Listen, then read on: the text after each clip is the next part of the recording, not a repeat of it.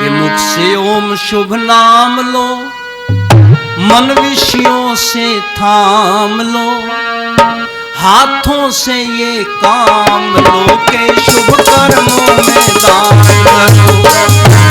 ओम शुभ नाम लो, मन विषयों से थाम लो, हाथों से ये काम लो के शुभ कर्मों में दान करो। से ओम शुभ नाम लो, मन विषयों से थाम लो, हाथों से वो काम लो।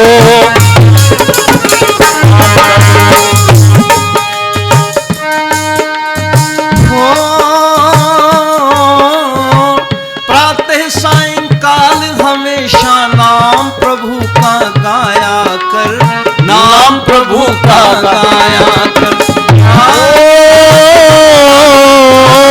प्रातः सायंकाल हमेशा नाम प्रभु का गाया करे, नाम प्रभु का गाया करे। तन से मन से धन से हमेशा, तन से मन से धन से हमेशा देश की सेवा ठाया कर, देश की सेवा ठाया कर, देश की सेवा ठाया कर।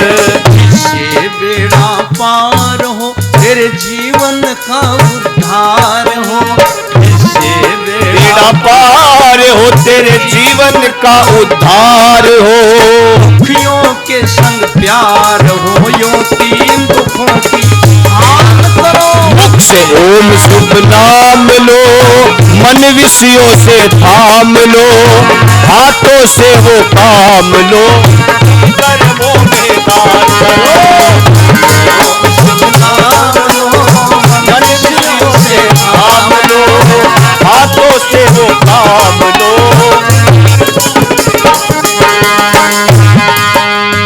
लोग पूछते थे स्वामी जी, कहते हैं बालक मूल शंकर ने शिवरात्रि के दिन मूर्ति के ऊपर चूहे चढ़े देखे, और वहीं से एक मन में जिज्ञासा पैदा हो गई। पिता ने कहा कि बेटा ये असली शिव नहीं है, तो उनकी मूर्ति है, प्रतिमा है। असली शिव तो कैलाश पर्वत में रहता है, सच्चा शिव।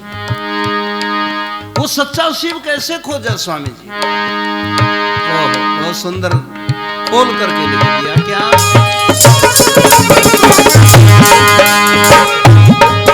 अरे सच्चे शिव को पाना है तो मैल हटा मन मंदिर से, मैल हटा मन मंदिर से। सच्चे शिव को पाना है तो मैल हटा मन मंदिर से, मैल हटा मन मंदिर से। फलक की सेवा करके मिलेगा, फलक की सेवा करके मिलेगा, अलग थलक के अंदर से, अलग अलग के अंदर से, अलग अलग के अंदर से। वो क्या तुमसे दूर है, हर जग में भरपूर है।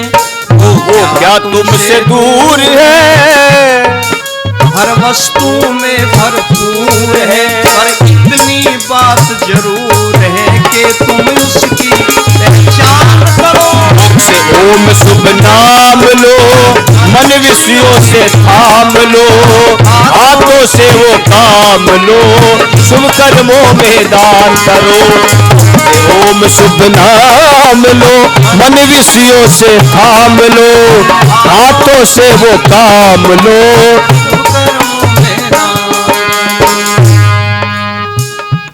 ईश्वर को जब ढूंढने की बात कही तो पूज्य स्वामी जी महाराज ने अपनी कविता में लिख दिया, अरे पगले वो सच्चा शिव जो है, यदि तुम उसे पाना चाहते हो तो कहीं दूर जाने की जरूरत नहीं है, वो तो तुम्हारे मन के मंदिर में रहता है?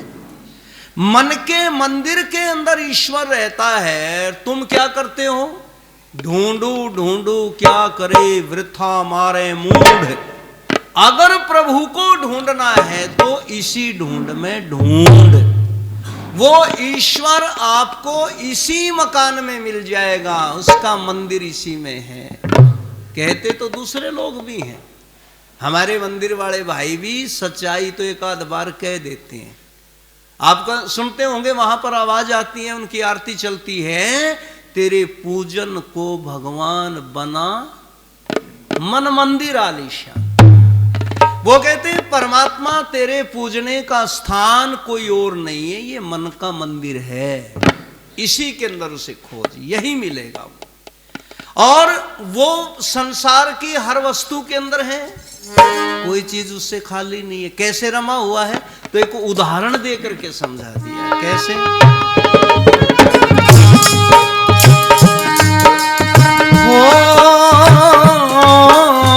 दूध में घी और रंग मेहंदी में ऐसे ईश समाया है, ऐसे प्रभु समाया है। दूध में घी और रंग मेहंदी में ऐसे ईश समाया है, ऐसे ईश समाया है। करके यतन मिलता है रतन, करके यतन मिलता है यतन, जिन खोजा तिन पाया है, जिन खोजा जिन पाया है, जिन खोजा जिन पाया है। मिलने के लिए योग है, पर बाधक यह भोग है। मिलने के लिए योग है, पर बाधक यह भोग है।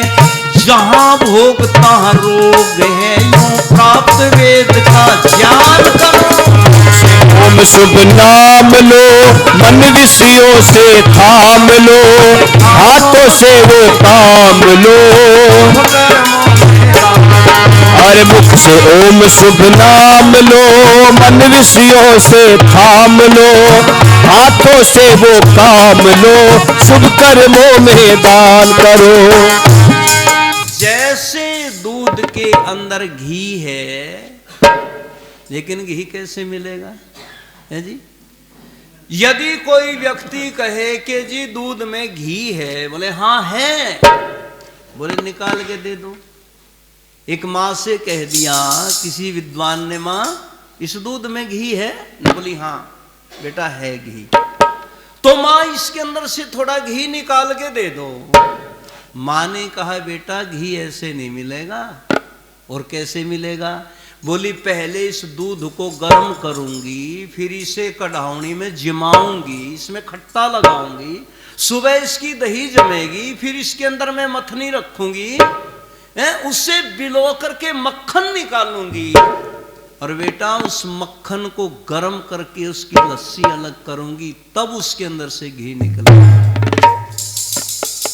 इसी प्रकार से परमात्मा भी योग की मथनी के द्वारा मथ करके तब मिलेगा। लेकिन आजकल लोगों ने बड़ा धंधा पकड़ लिया, भाई परमात्मा को, परमात्मा यदि तुमने मिलना है परमात्मा से, बोले हमारे पास आ जाओ, हम गुरु मंत्र दे देंगे और उस मंत्र का जाप करो और तुम्हें परमात्मा मिल जाएगा। ऐसा नहीं है। तो इसके बाद भी एक और बताई, बोले परमात्मा तो सबके पास में, जैसे ऋषि ध्यान जी महाराज सत्याप्रकाश में लिखते हैं ना एक बात, अंतिम जो चैप्टर स्वामी जी ने लिखा है स्वमंतव्य मंतव्य प्रकाश, उसमें स्वामी जी एक बात लिखते हैं, बोले हर व्यक्ति का हृदय, हर आदमी की आत्मा में ये विचार आते हैं, सबको पता है कि गलत क्या है और सही क्या है, सबको पता है। लेकिन ये जानते हुए कि ये बात, ये काम गलत है, बोले स्वामी जी उसके बाद भी लोग क्यों कर देते हैं? तो वहां स्वामी जी का एक बड़ा स्पष्ट उत्तर है। स्वामी जी कहते हैं वहां व्यक्ति का स्वार्थ बीच में आ जाता है, व्यक्ति हठी हो जाता है, व्यक्ति दुराग्रही हो जाता है। जैसे आजकल एक मुहिम चला रखी है कि व्यक्ति ने कुछ पाइप बांट दिए किसानों को, और जो है ना इतने में लोग कहने लगे तो भगवान है, ये तो परमात्मा है, ये तो वो है, ये तो वो है। लोगों ने ये भी कहा, बोले भाई थोड़े दिन पहले तो तुम इसको क्या बता रहे थे, लेकिन अब इसको भगवान बताने लगे। तो वहां कौन सी चीज आई बीच में कुछ लोगों के? वो आ गया स्वार्थ, कि भाई इस व्यक्ति ने कुछ पाइप दे दिए, इसने पानी निकलवा दिया, इसलिए पहले जो उसके प्रति उन लोगों के शब्द थे उन शब्दों को भुला करके अब कहने लगे उसको परमात्मा, किसान रतन, फलाना रतन, ये रतन, वो रतन। यानी व्यक्ति का जो बीच में स्वार्थ आ जाता है, व्यक्ति हट्ठी हो जाता है, दुराग्राही हो जाता है। दुराग्रह का अर्थ पता है क्या है? दुराग्राही उसे कहते हैं जो सही बात को भी सही ना मानने और अपनी हट के ऊपर अड़ा रहे। नहीं, बात मेरी ठीक है, लेकिन ईश्वर की रचना कितनी गजब है और उसे कैसे मिलना है? बोले भाई ये हो रही इन लोगों के पास, इन लोगों के साथ में। तो वहां भी स्वामी जी महाराज ने एक दर्शनों का उदाहरण दिया है। ये कथाएं दर्शनों में आती है, उसको कविता में बांध दिया। कैसे?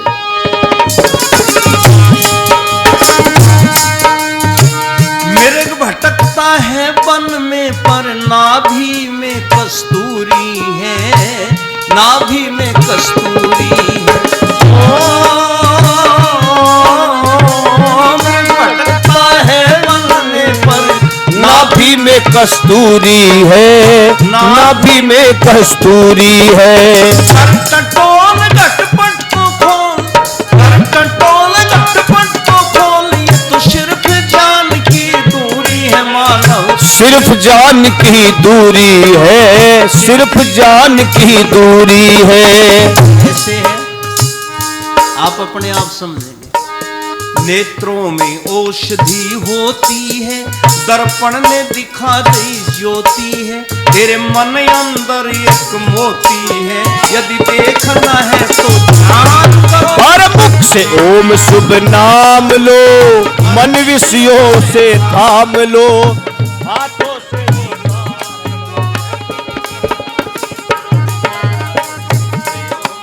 नाम लो, मन विषयों से थाम लो, हाथों से शुभ काम लो।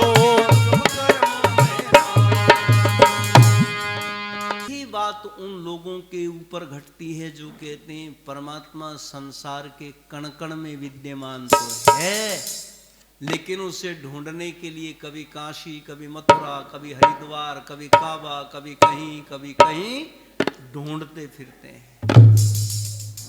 और आखिर में ढूंढते ढूंढते जीवन ही समाप्त हो जाता है। पर बहनों और भाइयों, माताओं, सज्जनों, उस ईश्वर को प्राप्त नहीं कर सकते। फिर दूसरी बात एक और कही है कि चलो भाई हम ईश्वर को प्राप्त तो कर सकते थे, लेकिन हम संसार की उलझन में ज्यादा उलझ गए। इतना उलझना नहीं चाहिए था, जितना नहीं उलझना चाहिए था उससे ज्यादा उलझ गए हम। ये मेरा भाई है, ये मेरी माँ है, ये मेरा पिता है, ये मेरी बहन है, ये मेरी माँ है, ये मेरा बेटा है। और इसी के चक्र में व्यक्ति सारे जीवन भर खाने कमाने में लगा रहा बस। और क्या हालत होगी फिर? आगे लिखा स्वामी जी महाराज।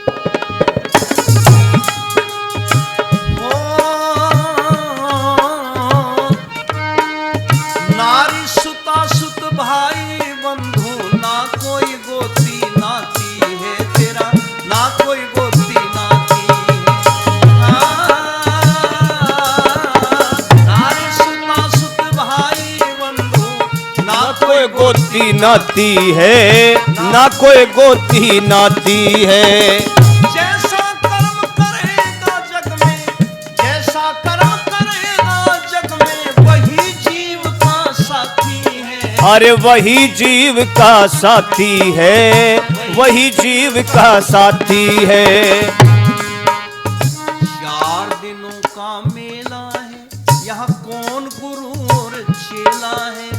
4 दिनों का मेला है, कौन गुरु कौन चेला है। जाए जीव अकेला है, फिर क्यों झूठा अभिमान करे। मुख से ओम शुभ नाम लो, मन विषयों से थाम लो, हाथों से भी काम लो, शुभ कर्मों में दान करो। ओम शुभ नाम लो, मन विषयों से थाम लो, हाथों से वो काम लो, दान करो। 2 दिन जग का मेला है, यहाँ कौन गुरु और चेला है? जाए जीव अकेला है, क्यों झूठा अभिमान करे। व्यक्ति को इसी बात के ऊपर गुमान है, इसी बात के ऊपर गरूर है। एक व्यक्ति को तो इतना गरूर था, एक महात्मा जी हमारे ब्रह्मचारी जी जैसे एक सेठ जी के मकान के सामने पहुंच गए, दान लेने के लिए गए, उपदेश भी देंगे सेठ जी के परिवार में, सत्संग करेंगे।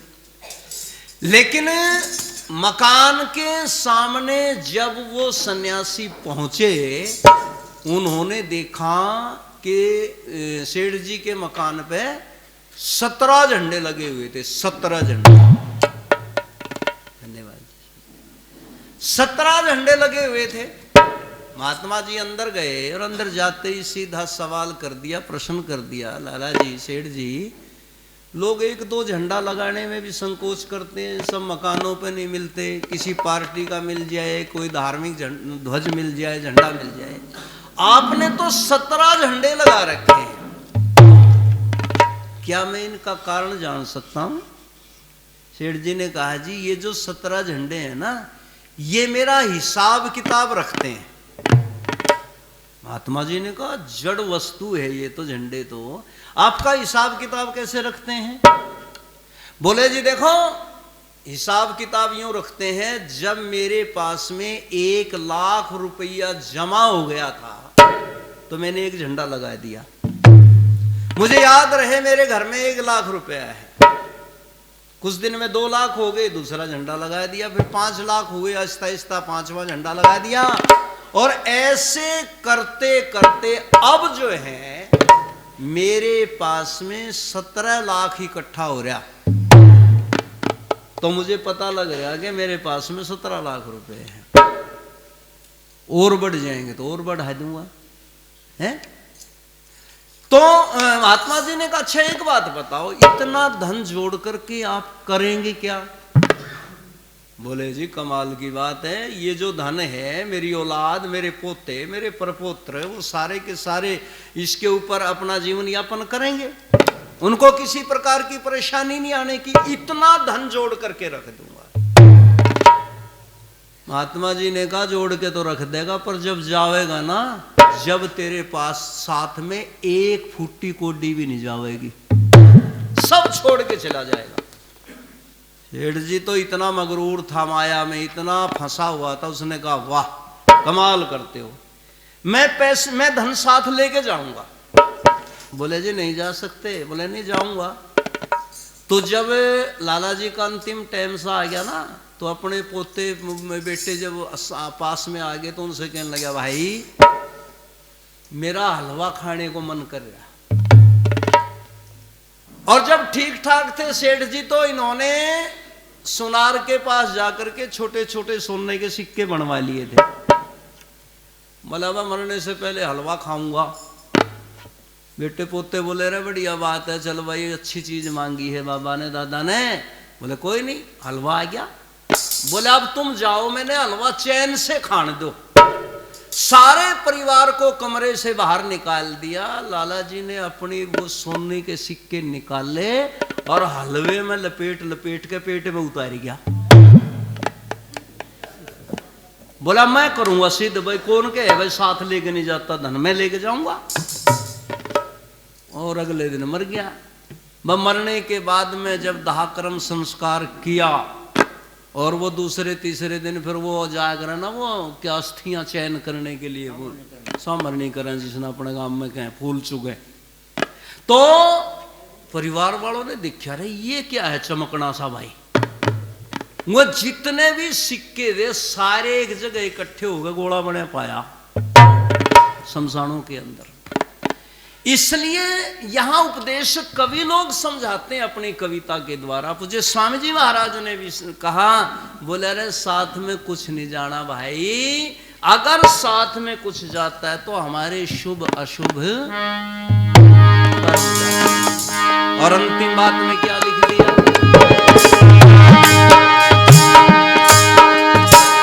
ये दुनिया के भोग रोग ये इनमें कोई सार नहीं, इनमें कोई सार नहीं। है दुनिया के भोग आज इनमें कोई सार नहीं। विषयों का विष खा के जगत में, विषयों का विष खा के जगत में कौन हुआ बीमार नहीं, कौन हुआ बीमार नहीं, कौन हुआ बीमार नहीं। बहुत अनमोल शब्द लिख दिए स्वामी जी ने। सदाचार के ढंग में शक्ति आवे अंग में, सदाचार के ढंग में शक्ति आवे अंग में। आया करो सत्संग में गुरु भीषण के व्याख्यान, हर पग से ओम शुभ नाम लो, ऋषियों से काम लो, हाथों से वो काम लो। कर्मों में दान करो, ओम शुभ नाम लो, नाम लो। हाथों से काम लो, अरे हाथों में दान करो, शुभ कर्मों में दान करो, शुभ कर्मों में दान करो, शुभ कर्मों में दान।